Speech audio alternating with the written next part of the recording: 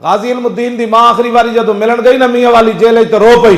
انہیں کہا ماں تو جلی ہے، بہت سارے ماما دے پتر جمدیا مر گئے ہونے، کوئی تپ چڑھیا مر گئے ہونے، کوئی سپ لڑیا مر گئے ہونے، کوئی ڈب کے مر گئے ہونے. تو کتنی خوش نصیب ہے کہ تیرا پتر حضور دی عزت تے جان دے گیا.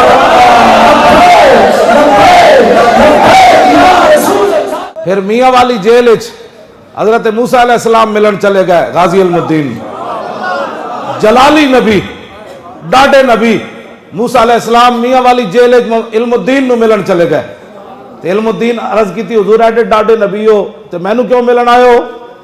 اسی ممتاز دا نام تاں لیندے ہیں، اسی ناموس رسالت دی گل تاں کرنے ہیں. عرض کی تھی حضور تسی مینو ملن کیوں آئے ہو؟ ایڈے ڈاڈے نبی ہو. تو موسیٰ علیہ السلام گل کی فرمایا علم الدین جدوں بھی رسول اللہ دی کچہری لگ دی نا تو حضور فرمان دین علم الدین علم الدین علم الدین علم الدین.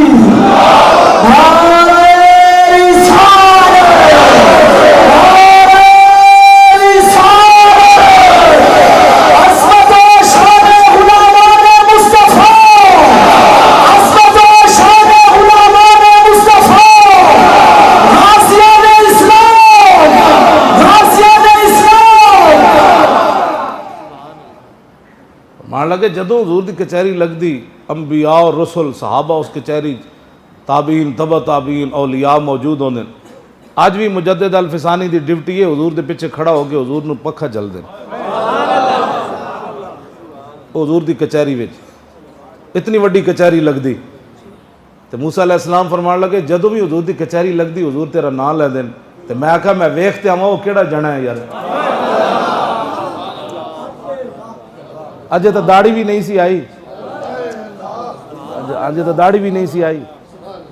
گل میں جڑی کہنا نا گل وچ ہو رہے ہو گل وچ اے وے کہ محمد سے وفا تو نے جے حضور نال وفا کیتی ہوے تے ترکھان دے پتر نو اولو العزم رسول بھی ملن آ جان.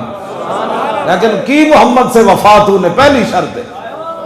ہاں جی عشق اقبال کہتا عشق سلطان است و برہان مبین، عشق را ہر دو عالم زیر نگی، لا زمان و دوش و فردا یزو، لا مکان و زیر و بالا یزو. اقبال کہتا عشق بادشاہ بھی ہے تے کھلی دلیل بھی ہے تے قیامت تک جدا نہ رہنا ہے حضور دی وجہ تو رہنا ہے، جدی قبر دا نشان رہنا ہے تاں بھی حضور دی وجہ تو رہنا ہے.